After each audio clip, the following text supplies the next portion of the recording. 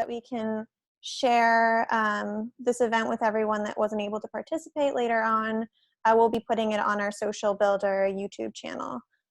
So just so everyone is aware. For those that don't know who I am, my name is Allie. I'm the Social Builder Program Manager. And thank you so much for coming tonight. Tonight, this webinar will be focusing on the different ways that we are continuing to develop tech talent pipelines for women and for diverse communities, even during these really difficult times. Social Builder is a nonprofit that seeks to create a more tech inclusive environment for women through free webinars and trainings. And this particular webinar is the second in our series, A Path Forward for Women in Tech. And this series is looking at the many ways that nonprofits, companies, and government agencies are continuing their work to make the tech sector more inclusive during this difficult economic time and the limitations due to COVID. So for this event, if you're unfamiliar with the format, it's an hour long. We'll have kind of a question and answer session after 40 minutes of a led discussion by Yin. And so I think on that note, feel free to add any comments that you have while folks are talking in the chat. And of course, always feel free to put your questions in the chat as well. And on that note, I will hand it over to your lovely moderator, Yin Mei, and I will let her introduce herself.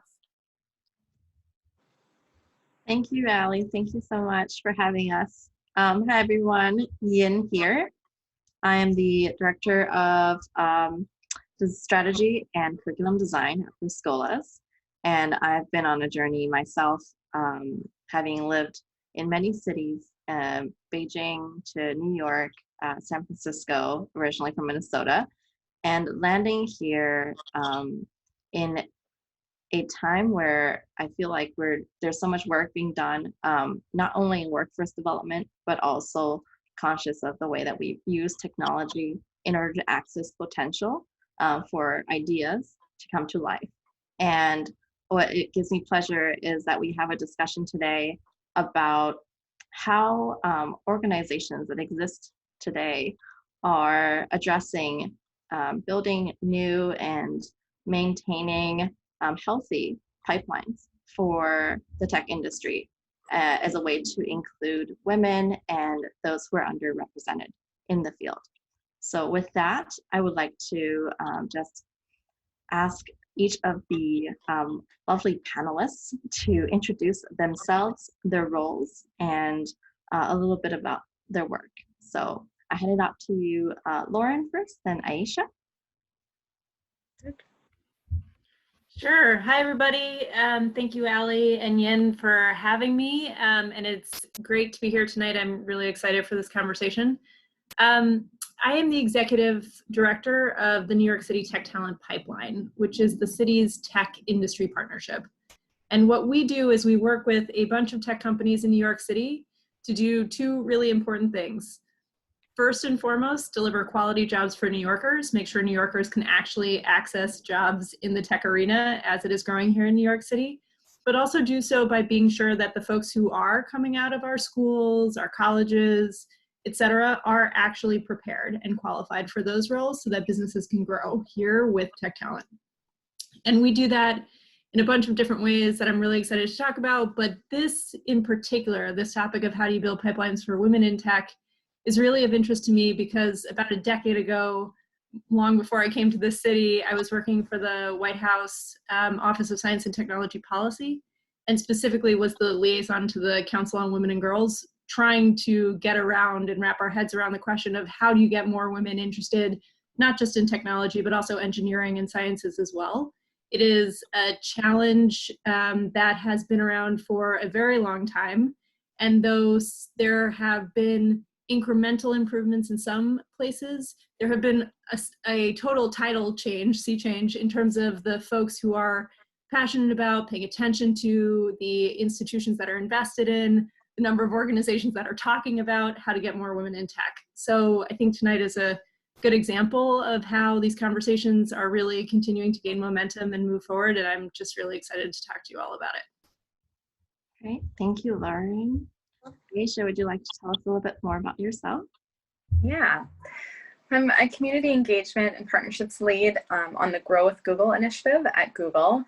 I've been at Google for about 6 years, and before that worked in the nonprofit sector, working on public-private partnerships, which is actually still a lot of what I do. I thankfully have partnered with both the Tech Talent Pipeline. Lauren and I were chatting about how our paths have crossed, as well as actually for Scholas. So it's exciting to be here and see kind of alignment and shared vision and mission around really enhancing pipeline for women. What I typically do in my focus area is actually overseeing and building out training programs focused on digital skills as well as soft skills for underrepresented communities, women, and really anyone who's interested in gaining skills to be more effective in the job market. That includes tech roles for sure, but it's actually not limited to that. So we find that digital skills are needed for almost any job now, and so really making that more accessible to communities. And the ultimate vision is to help them get jobs, grow their career, and ultimately help build more economic opportunity in their own communities. And so we've done a lot of different initiatives. I'll definitely get into more of that as the conversation proceeds, but just looking forward to chatting and being here. Wonderful. Thank you so much. And I'm going to come back around and want to address your org and how it has come about. As an example, Scholas has been around for 25 plus years to address a need in the Bronx, where there is a giant gap between an individual who has access to technical opportunities and someone who does not. And that is $4,000 or so of a computer. So our history is we evolved from active recovery into trainings, and now we work very closely with industry partners as well. So this evolution comes around a mission to achieve a goal. So I'd love to hear about Grow with Google and about New York City Tech Talent Pipeline. Tell us about the background of your initiative and what were your original goals and how has it evolved over time. So I hand it back to you, Aisha, just to mix it up, and then we will move to Lauren. Sounds good. So we launched in 2017, so it's been a few years now. I feel like we're still a fairly nascent program. And Grow with Google is really an initiative, sort of an umbrella initiative. Google has been pretty engaged in obviously a lot of different pipeline type programs. We have CS Education or CS First, a number of initiatives that were more focused on kids or teens and building that pipeline at that age to help, lessen the gap for access. But what Grow with Google really focused on is looking at the digital skills gap in America overall, and specifically within underrepresented communities and women, and looking at, I'd say, like 3 core skill sets that we thought were needed to help people transition to more effective and higher paying jobs, again, within tech or within non-tech companies, but sometimes even working in technical roles. So the first is our IT support professional certificate. That's something that we launched, and I know we've worked closely with Scholas on, and that's actually helping people get the education and kind of the skill set that they need. It's a full curriculum in partnership with Coursera, so that folks who might not have a 4-year degree or might not have any background in technology are able to go through this course that typically takes about 8 months. If they're doing it part-time, assuming a lot of people don't necessarily have the ability to take, a full 8 months out of work, but being able to simultaneously study and being able to then get jobs in a growing IT sector. As we can see, so much revolves around computers. And so we saw a huge growing need for IT support, and that it was a good job, good paying, and good pipeline career. And so we specifically focus on targeting underrepresented communities with scholarships and other programming, wraparound programming to help it become more accessible, and that IT support career really be an on-ramp into technology. we've since started to expand that certificate program because it's been very successful. And so in the new year, we're launching programs again in technical roles that people might not think as tech. We often think of engineers, which is so critically important, and there's other initiatives for that, but we're focused on other technical careers. So the next certificates will be in UX design, project management, and also data analytics and becoming a data analyst, which are also growing careers. So that's on the technical side. And then, as I mentioned, we have digital skills programs, and that's focused on getting people basically access to basic digital skills training that people would need on any job. So if you think of things that I take for granted all the time, like learning how to use Google Docs and spreadsheets and just becoming more proficient and effective in that area, that's actually a big boost for a lot of people that don't typically have access. And then the third that we find is really complementary and really important is also soft skills. So how do you set people up for success once they actually are in a job? So we've started to introduce a little bit more on the soft skill side, and I can talk a little bit more about that later, but specifically focused on launching some new content called Women Will, focused on barriers that women typically have in the workplace and how to overcome them. So that's been our focus area. And again, lots of different programs that have spawned and launched out of this Grow with Google umbrella. I can talk about tons of different ones in New York with our Learning Center, where again, we've partnered with Tech Talent Pipeline and for Scholas to have an actual physical space for these trainings. But yeah, lots going on, but those I'd say are the three core pillars that are most relevant. Thank you so much. Okay, and Lauren, would you like to share a little bit about what you've been doing over there at the NYC Tech Talent, how your program came about, original goals, and how it's evolved as well? Sure, absolutely. So our program really started when our current mayor was running for mayor, and he was very committed to getting out of Manhattan and into Upper Manhattan, the outer boroughs, et cetera. And while he was talking to folks in all sorts of communities across the city, what he overwhelmingly heard from businesses was, I'd really like to grow, but I don't know how on earth to find the people who can help me do the tech things to grow. And at the same time, the communities that he went to were filled with New Yorkers who really wanted to pursue tech careers. They were interested in technology, saw the relevance of it in their everyday life, had ideas for how technology could help them achieve goals, but had a misperception that unless you went to the top colleges, you couldn't get into tech.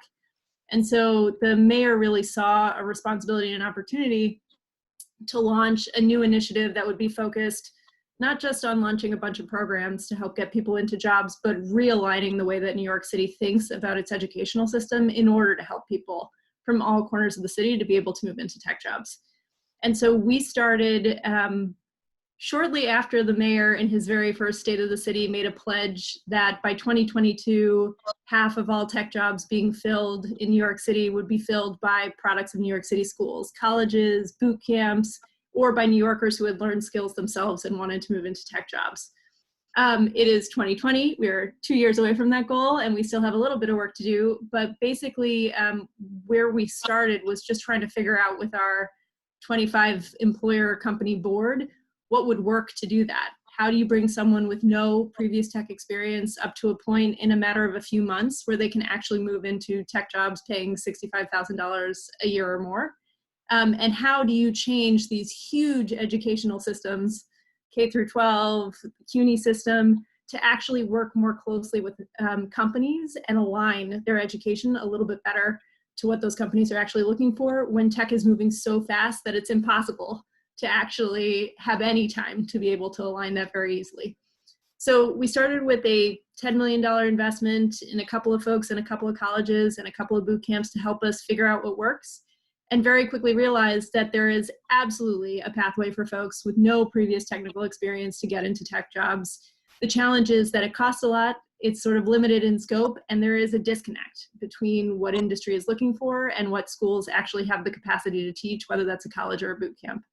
And so we've spent the last, I guess it's 6 years now, really working with a whole host of partners, expanding our budget, expanding the number of people we're serving, where we are at a point now where we have a pretty good idea for what works to help ensure that public colleges can deliver folks into jobs, to help ensure that there's a robust community of accelerated training providers for people who don't want to go to college or can't afford to go to college to be able to access tech jobs. And actually, a core part of our work has really become working with employers themselves to recognize the kind of barriers that they put up within their recruitment and hiring processes, where if they were to do a few things a little differently, they really could reach out to talent pools that they currently today are not finding or supporting in the way that they really want to. So that is sort of how we've evolved to really focus in on those three pillars by scaling a lot of the things that we found early on were really successful for specifically populations that aren't represented in tech, women and Black and brown populations in particular. Wonderful. Okay, so lots of, wow, what an evolution for both programs, and also the amount of work and impact you've done already. I think I'm gonna focus now our conversation to some open questions. So feel free to tag, raise your hand and just jump in. Now focusing this on the women in the technical pipeline, how's your initiative been able to make your resources available for women? And what are some of the challenges you've met when trying to reach women for these new tech pipelines? Lauren, do you want to chime in? Sure. I could take a crack. So the Tech Talent Pipeline as a city initiative, we don't make decisions about who we help admit to programs or jobs based on any protected class, race, gender, et cetera. But what we found very quickly is that there are strategies that could be helpful in reaching out to women and supporting women throughout tech pipelines. So what has happened as a result is in our bootcamp programs, we have actually found that women make up essentially about 40 to 60%, depending on the cohort of the bootcamp accelerated training programs that we run. Part of that is through concerted efforts to reach out to organizations that provide some support to women to help them learn the first couple of steps. It's really hard to get through a 4 to 9 month, all time intensive training program to bring you from nothing up to something. And so having additional partners who are already supporters of women in the community who can be there to help provide the additional emotional or wraparound services to help them get through those trainings has been really critical, and to help them get the foundational skills they need to be able to go into those trainings. So we do a lot of work there. It's important to note that it is a really different strategy depending on what the pipeline is, because for colleges, the population of women who are already in public colleges wanting to do tech is significantly smaller than the general population in New York City. We have about 40 to 60% in our bootcamp programs, but our CUNY programs are actually usually around 25 to 30% women. And that's a reflection of the women who are opting into computer science at these universities. So there's an entirely different strategy there where we make a concerted effort to partner with women in computer science and other groups on campus, and have started recently helping to invest in intro to computer science courses to attract more folks, including women, who maybe can't see themselves pursuing computer science, because that is really where you have to start at those universities. That's just an initial couple of thoughts, Aisha. I don't know if you have more to add from your perspective. Yeah, I would just second what you mentioned around some of the challenges, but also how important it is to have partnerships. I think that's been a really key element for us. Is there's like a few stages where you want to be inclusive in thinking about women specifically. Like one is in the actual program design. So one key element when we were designing the IT support professional certificate, I say we, the royal we, I definitely was not personally involved, but our talented, Googlers were creating it, but making sure that there were actually women who were at the table and women helping to build the curriculum. So that was one critical thing. Thinking about the even things like representation within our outreach. And so things like our marketing materials, our websites, our language that we were using was really important for us to think about how we reach women and minorities really effectively. And so ensuring that we were helping to build people's confidence was one of the biggest barriers, that they could actually start, that they could complete, that this program was for them as well, which oftentimes that barrier is, you know, in logistics and different aspects of their lives, a lot more women who are caretakers also, or might have disproportionate burdens within kind of their communities or households, thinking about, of course, those elements, but also thinking about just the elements of what we're seeing around confidence and people being confident to take that leap. So I think our teams tried to keep that in mind. As we built and iterate along the way based on feedback, we have some really, you know, great examples of women who've gone through the course and have been really successful. So again, using that quite a lot within our outreach. And then I'd say the last thing has been helping to expand the notion of technology and what tech skills are and technical roles. So I think I mentioned before that a lot of people often think, you know, they're solely focused, especially when they think about Google, like a tech role is an engineering role, which is amazing and great. And there's so much that we need to do to build that up in, you know, traditional CS education and coding, access to coding skills, but also expanding the notion of what other technical skills and technical roles are and how important those roles are as well, and that those can often be kind of an on-ramp into some more technical roles at companies. And so that was helpful for us to kind of expand that pool and therefore expand, I think, the audience and have some broader reach in terms of who we were able to engage and what kind of learners we were able to engage through some of those other maybe non-traditional or non-standard technical roles. I think that, yeah, this is really fascinating. So as we build a pipeline, you both touched very strongly on points and challenges coming into the program. Now exiting the program, placing them in roles, the definition of the roles make an impact there. So kind of curious, have you had critical moments or partnerships that made your program more successful? I can offer up an example at Scholas. We had a intimate partnership with one of our employers that actually wanted to bring women back from leaving the workforce and design it in a way that offered a type of income during the course as well to supplement that challenge and overcome the hurdle of coming back into the industry. Now, I think that there's a lot of opportunity there to partner with industry. Now, I don't know if Lauren or Aisha, you have any experience kind of seeing women leave these courses and coming into the roles. Are there any strategies there that you've implemented to make that transition more fluid and successful? Yeah, I'm happy to chime in. I'm not as intimately involved in our IT support certificate, but I do think that's a really kind of salient example again. And I think there was a question about what I meant by non-traditional tech roles. I guess in my mind, that outside of the scope of what people would typically see as a tech role, so outside of traditional engineering and computer science, but also looking at, again, the next certificate that we're launching is in actually UX design, another one in data analytics, and then another one in actual more technical project management for different types of companies. So I think coming out of, you know, what we've learned coming out of the certificate program is one, helping some of our learners who, again, are, you know, disproportionately represent minority communities. I think we have a pretty high percentage of women compared to a lot of programs or similar programs, is having more access and pipeline into companies. So having that a little bit of a boost in that extra step and support for things like interviewing, again, some soft skill training or cohorts that really help to encourage people to like stay through completion.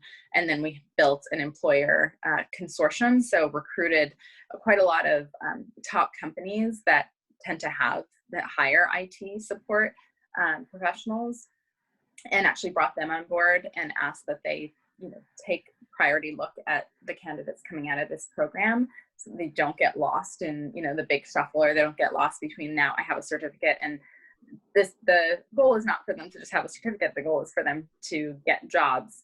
So we've had to spend a lot more time on that exit strategy and that pipeline strategy, and kind of what are the next steps and what's the best way that we can support our learners and actually securing the job. And then once they're on the job, how can we make sure that they have the right skills to be successful in kind of growing on the job as well. So I think there's been definitely a lot of learnings, a lot of challenges, but a lot of learnings that we've had in kind of building, especially the employer consortium pipeline. But I think we have a really robust and strong group of companies that have committed to reviewing applicants that come out of the certificate program. And we're seeing definitely like numbers of people getting actually hired coming out of it as a result. All right. Lauren, do you have anything to add to that? Yeah, absolutely. So I think on the employer front, first of all, there are a couple of different types of partnerships that can really help get more women from the point of having learned a bunch of skills to the point where they are succeeding, thriving. And those strategies are also similar for other populations that are underrepresented, but women in particular. So one of the things that we do in order to align accelerated training and CUNY programs and employer practices all together is we actually run a recruiting team called the Tech Talent Team, and they work with companies to attract, screen, understand the skills of, and ultimately hire candidates who are coming out of CUNY and boot camps through an assessment that has been designed together with industry. And those employers that come to us to sign up to work with our team accept that since it's a free service, one of the things that they're going to do is be willing to give us a lot of feedback and also to take a lot of feedback about how their current assessment process might be screening out individuals, including women and people of color, that they actually are very interested in hiring. So one of the things that we have found recently and throughout the time that we've been doing these assessment cycles, which generally have about 500 people every time we open up a new recruiting round for our partners, is that the automated platforms that our employer partners rely on and that we use as well for early stages of our assessment, when you see how different groups fare through those online portals, women tend not to fare so well. They tend to not pass at the same rate as men.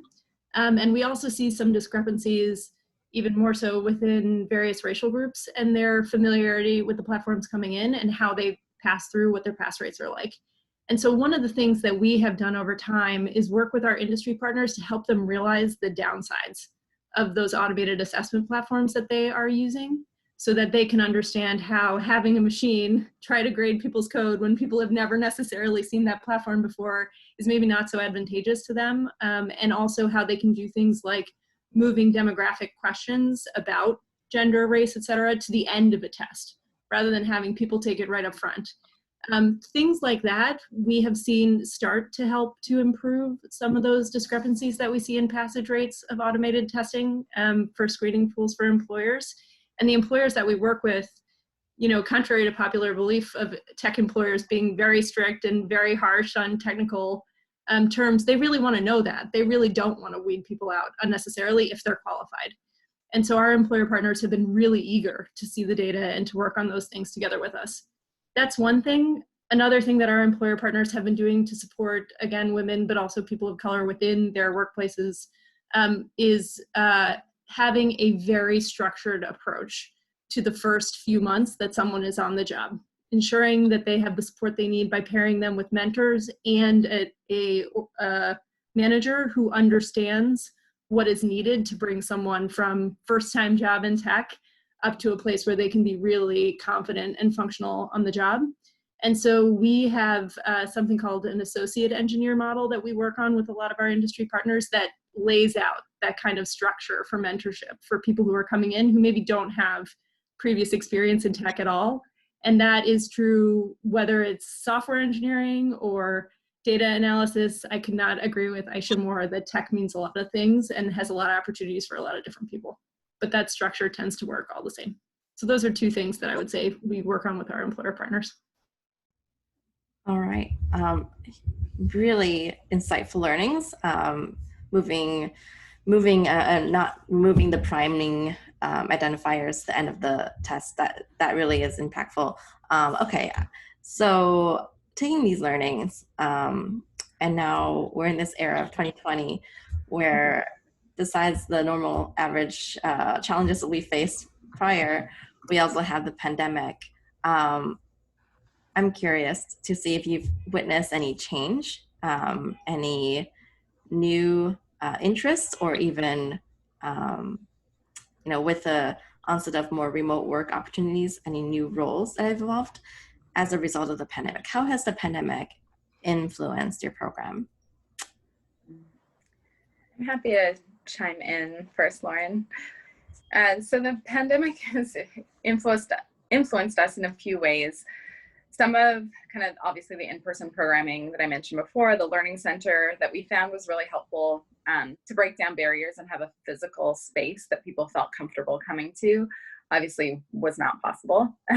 So we've had to transition all of our general classes, general content. So this isn't necessarily the certificate. That's always been online, thankfully. So that had no bearing on the certificate program. And we're actually now launching even more next year because I think with online learning being even more accessible, hopefully to folks, or people feeling even more comfortable with so much of their life existing online and feeling more comfortable going through online learning, I think there's actually even more of an opportunity. And with online learning, it tends to be more flexible than in person. So I do think that it does enable more women who, again, might have various responsibilities. And I know that some of our in-person programming, we started to see that, just higher drop rates, for example. So I'm hopeful that the additional certificates that we're launching will really reach a lot of women and we'll find a lot of interest there.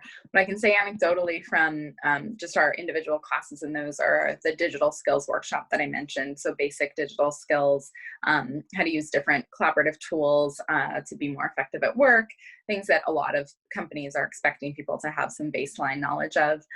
We've converted all of our programming that was in person to be online in a program called Grow with Google on Air. And we found that about 70% of our total audience is women, are women. And we have a very high percentage of underrepresented minorities that take our courses and classes. So I do think that, again, I think that's probably a higher percentage than we typically see with in-person. So that is certainly encouraging. And we've, again, started to cater some of our content to have dedicated sessions. There's an organization or a team within Google called Women Will, and they really focus on women's soft skills, women's confidence in the workplace, career planning goals and leadership, and how to understand the biases that you might be coming up against, but what are effective strategies to combat that.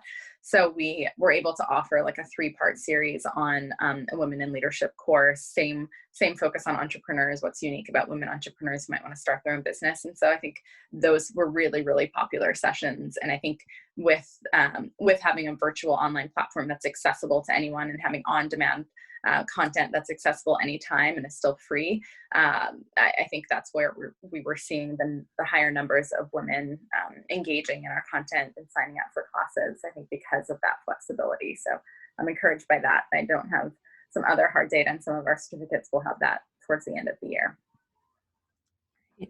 Lauren?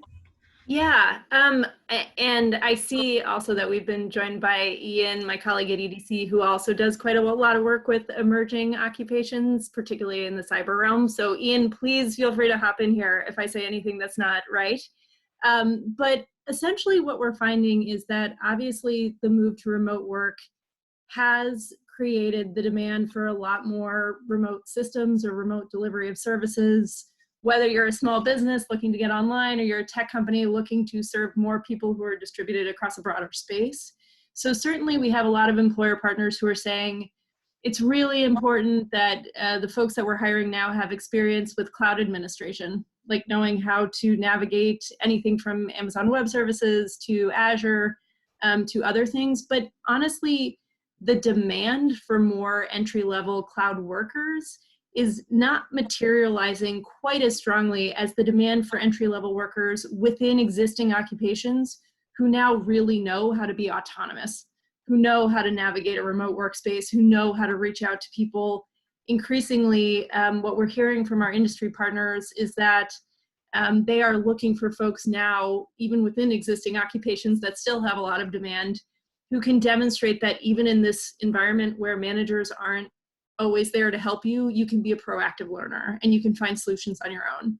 So what I would say is that there certainly are some like specific technical areas that are growing in terms of demand, but more so there's this whole sort of soft skill or professional skill around being able to navigate uncertainty and navigate remote environments that are becoming increasingly important and increasingly areas that employers are looking at when it comes to any occupation. Thank you. All right. I'm also noticing we have just one more set of questions to share, just like anything, any knowledge that you'd like to share. But before we do that, I noticed there's just interest in the chat.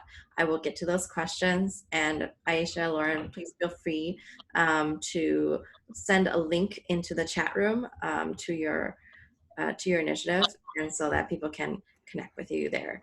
All right, so we have had a dynamic discussion about the history of your program, what work you've done, and also new approaches you've been taking in order to address the dynamicism of women's needs and also the audience that you're trying to serve in strategic ways, making sure that the classrooms are part-time and accessible, making sure that people can come in and find a way to enter the field that may not have been imagined before.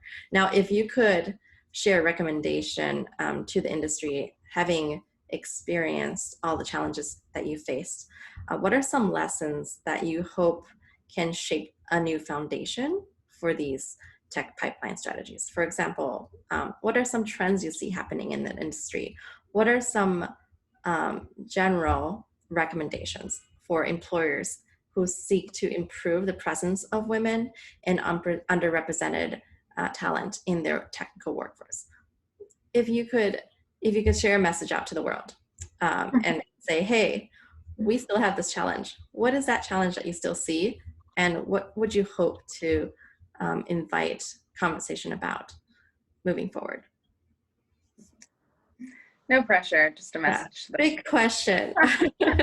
On fundamentally shifting the landscape of. There's a lot we can do, right? Yeah. Yeah, there's certainly a lot. And I think, different organizations and companies, I think, have different roles to play. I think it's certainly about building the ecosystem, kind of enabling ecosystem around facilitating more representation. So I'd say one of the things that I would encourage a lot of companies, especially as we've seen in the employer consortium and that type of thing, is moving away from just focusing, and thankfully we're working with the employer consortium, but those who might be just focused on traditional recruiting methods, I think by the time you're at the point of recruitment, you're already fishing within a smaller pool. And so I think the goal, and that is helpful, and we need to focus on, traditional recruitment efforts and making sure that that people are seeing more women as part of their portfolio of candidates, that they're reaching out to places where there are more women and women, female talent, and partnering with organizations and such. But I think there's also the long-term harder work, which is the pipeline work, and actually figuring out how to not just get more women and get more minorities into traditional recruiting methods with some of the same exact, fairly outdated at this point, requirements or different things, especially as we see so many women are really affected by the traditional job description and automatically opt themselves out if they don't feel like they meet the majority of 90% plus of the requirements.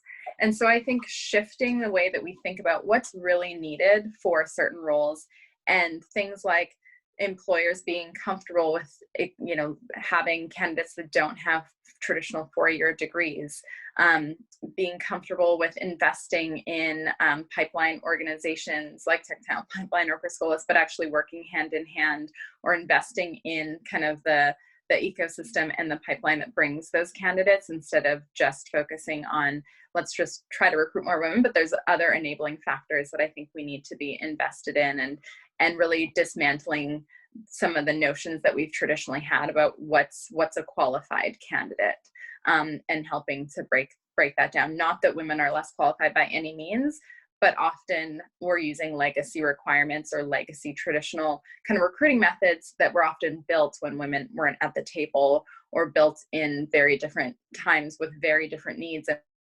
And we're in a very rapid, dynamic world where I think we can be more expansive and attract more women and recruit quality talent without being so narrowly focused on traditional recruiting methods. I mean, how does one go after that? That was sort of like a drop the mic. This is what you have to do, employers. I so plus one everything you just said, Aisha. I think that's really true, and sort of is more or less exactly what I would say. I think right now is such an interesting time to try to be moving into technology. It is a field that is continuing to grow under COVID, but still entry-level hiring is quite curtailed compared to what it used to be even a year ago, because it's hard to bring on new people in this environment. So for those of you who work in technology or are at a tech company, in addition to everything Aisha said about thinking about how you change or update your recruitment strategies, I would just say keep hiring entry level. Invest the time in your managers, invest the time in processes for your organization to keep bringing people on, because the only way that we are going to get overall more women into the tech workforce is if they actually can have entry points and keep going in. So one is, even though it's really challenging right now, keep hiring. I think for educators who are on the line who are interested in building out pipelines, the one thing I would say is meet people where they are. There is a lot of research on how women who are in classes with people, men or women, who have been doing technology for a really long time, who are coding in their basements since they were in 9th grade, women tend to feel as if they can't compete with those people, even though there are multiple strategies that have been proven through a lot of research, particularly at Harvey Mudd, where if you just have different approaches for those two populations, people who have no previous exposure to tech and people who have been doing it for a long time, and you bring those two populations along with slightly different strategies, you can actually get them to the same place and level out some of that feeling of imposter syndrome and opting out. So educators, meet folks where they are. After this, I'm also happy to take emails, questions, whatever, about what those specific resources might be. Happy to share them. But a lot of it has to do with making sure people have the opportunity to ask questions and actually understand what the material will be applied towards. Why learn computer science? Why learn data science? What will it help? What will the impact be on society in the future? So there's that. And then for any folks who don't identify as industry or colleges on this call, one of the things that some of our partners at Breakthrough Tech, which is an organization that's specifically designed to help double the number of women who are majoring in computer science at CUNY, what they've found is that one really important third leg of the stool is community, helping to create community for women who are trying to navigate this really challenging path into tech roles that is somewhat uncertain and ever evolving. And so the more that organizations can do to create community amongst women who are trying to navigate those environments is really helpful. And our colleagues over there are happy to share their information as well, since they are an organization that's specifically focused on that in the college context, but it's applicable across all. All right, thank you so much. I'm going to offer any room for final thoughts before we move into questions. Not that you already shared a lot of final thoughts, so happy to move into questions as we're coming up on time. Ali, do you have any format that you would like the questions to be submitted? Or I would say I invite you all to either raise your hand if you want to ask it live, but also to share them into the chat. Is the chat good? Okay, let's see here. Please, anyone have any questions, please raise your hand. I'm going to scroll through the chat. I know that there were a couple questions before that we may not have addressed, but let's see.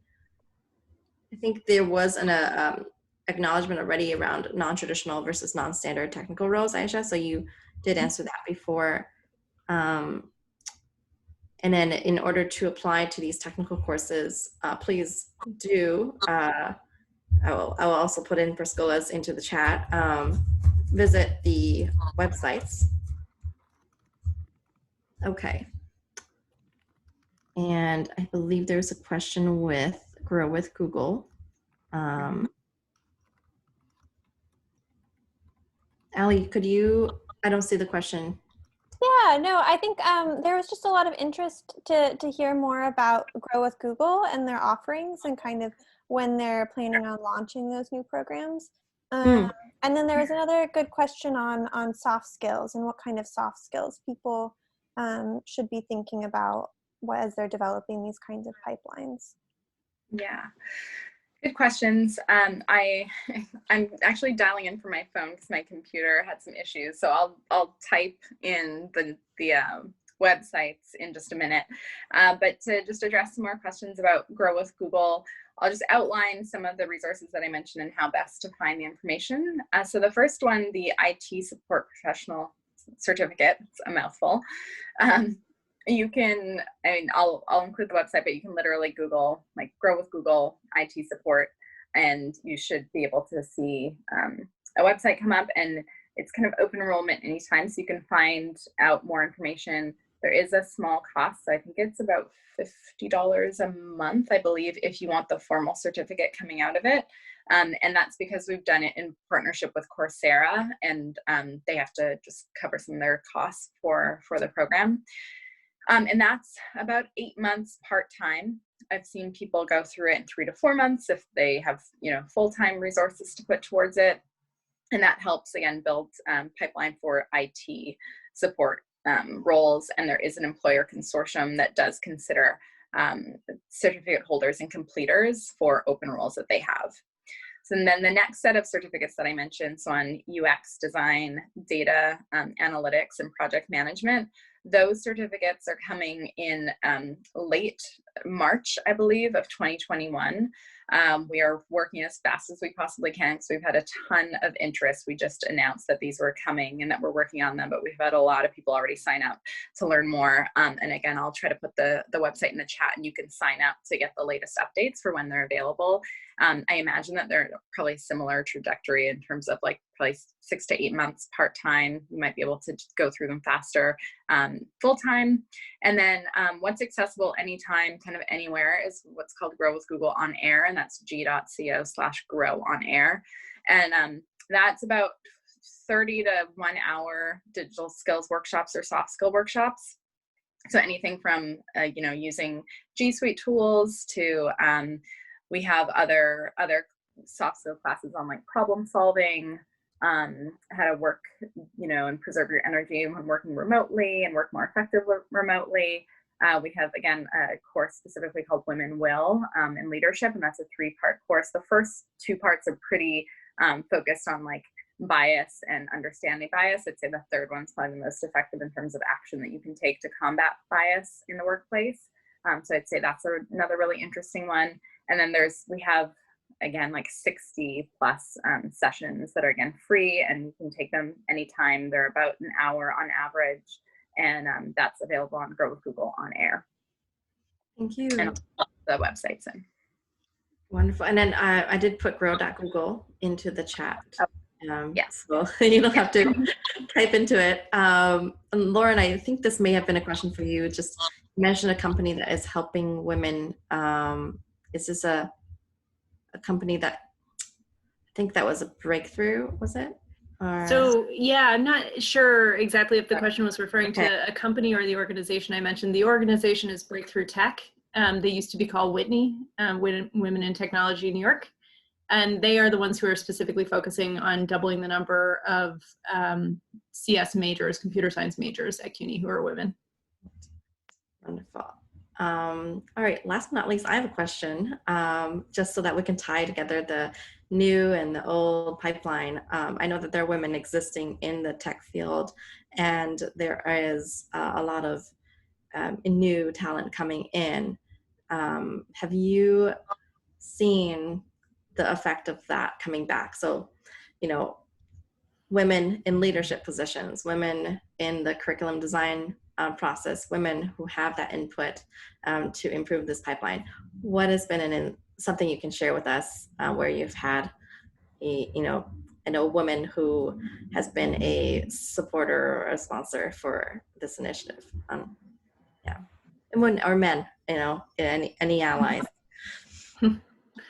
I could take a first stab at that one. So really great example of this. We've now been around for 6 years, and one of my favorite stories of all time is of a woman who was at a computer science program that I think was only 18% women at the time, but she participated in our TTP residency program, which is an internship program for CUNY College computer science majors to get them to be able to intern with companies. And she interned with them and wound up 2 years later coming back as the hiring manager for that company to the TTP residency program to hire more women out of it, which was a great full circle opportunity for us.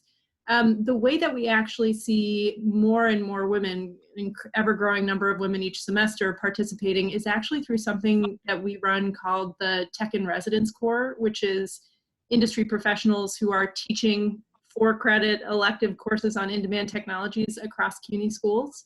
When we started, there were very few women in that program. I think it was something like 15%. And now we find that 1/3 to, I think, 40% of the adjuncts who are volunteering to help teach those courses are women, which we are delighted about because we think representation is so incredibly important for the women who are in computer science programs to be able to see that in their professors. And the computer science professor pool has historically not been populated with women. So that's one area where overall we have the data and the opportunity to support it, and we're really excited about that trend. Wonderful. As someone who went through an academic program in cybersecurity, to say that walking into the computer science program, seeing any women who are in the professor position really inspires and unlocks that confidence into the field. So, Aisha. And I can just chime in and build on what Lauren shared. For us, I think you mentioned sponsor. So one of our biggest champions of the certificates program, the IT support certificate, and someone who really just paved the way for us to be able to expand to 3 additional certificates and get the resources needed, is a woman who's our VP, and she's been a really strong advocate. So that's been encouraging. And then the head of the IT support professional certificate program, who actually designed the program and engaged with all of our tech teams and all the relevant execs and leaders and got stakeholders engaged, and again, recruited program, like the curriculum designer is a woman as well. So I think that's been pretty embedded into the program, and we've seen the reverberating effect again when we go to even industry events or again, some of our outreach material and panels. When you see that much female representation, it does tend to attract more women into the program. So that's been really, and then one of our like star stories, which we actually created a video about, and I if I can, I'll try to find it and send the link, but otherwise it's an incredible story about a woman who had actually previously been homeless, and we have a strong partnership with Goodwill. And so she had been going to Goodwill, and they have actually quite a extensive digital skills training center in some of the Goodwills now, and Google's been a strong supporter of that. She started going through one of the programs that she got access through a Goodwill scholarship grant, and ended up meeting someone from the Google team that works in our data center. And she ended up getting, I think, a fellowship role that turned into a full-time role at Google. And it was just a really incredible story. She's a woman of color, and she's, is able to share now, a huge advocate within Google. And I think when we have more real stories like that, when we have more people who have actually gone through the program, who actually understand and know both the barriers and the opportunities for reaching underrepresented communities and how to be effective in that, and when we have people in the decision-making facets and people who are, working that represent the people that we're trying to reach, I think that really helps to move the needle. So that's been, we have kind of 3 women that have been kind of powerhouses in that area. All right, thank you for sharing. The future is bright. I am also, I'm going to wrap this up. I wanted to thank everyone, and especially Ali for making this space possible. Wanted to close up the Q&A session as we're coming up to time, unless anyone has any more questions, and passing it back to Ali to wrap us up for the evening. Yeah, thank you so much, Ian. And yeah, thank you, Aisha. Thank you, Lauren. Coming to this event and just hearing all the intentionality and the work that you put into the programs to make sure that we're maintaining these pipelines and bringing new folks in and really helping people gain access to these meaningful careers. It really is inspiring. So I guess, I mean, we're up on the hour. I just, as a small reminder, if you enjoyed this event, if you'd like to hear more about Social Builder and our programs, we are hosting another event on December 15th on kind of continuing building off this idea of diversifying the tech talent pipeline. And then we'll have another one in January. So you should all receive kind of event notifications after this. And we hope to see you all there. And again, just wanted to thank our lovely panelists and our moderator for doing such an amazing job. Really appreciate all the work that you're doing. So on that note, I will let you all enjoy the rest of your evening. Thank you all so much for coming. Thanks. Thank you. Really appreciate it. Great for organizing. Thank you. Thank you. Bye.